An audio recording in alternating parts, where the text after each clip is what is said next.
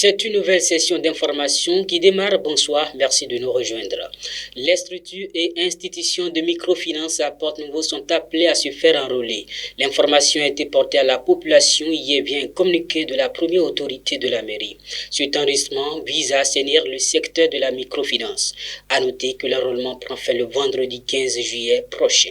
Assemblée générale élective du Haut Conseil des Béninois à l'extérieur le 13 août prochain à Cotonou. L'annonce vient d'être faite par le bureau exécutif mondial du ACB en fin de mandat. Cette assise va permettre de renouveler le bureau devant conduire l'organisation pour les 3 prochaines années de faire le bilan du bureau sortant. Toutes les sections du Haut Conseil des Béninois à l'extérieur réparties à l'échelle mondiale vont prendre part à cette assemblée générale élective. Hors du Bénin, Félix Tshisekedi, le président de la République démocratique du Congo et son homologue du Rwanda, Paul Kagame, vont se rencontrer pour des pourparlers cette semaine à Luanda, la capitale angolaise.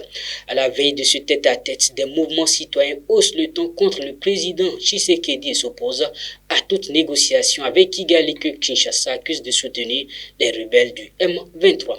En sport, pour terminer, le deuxième camp de basketball du projet sport au féminin s'est ouvert hier à Port-Nouveau.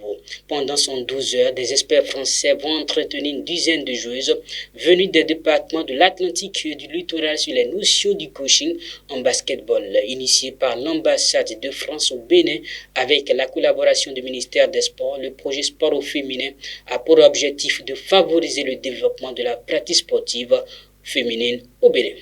Ainsi prend fin ce Flash Info. Merci pour l'attention. On se retrouve demain. Plaisir à Dieu.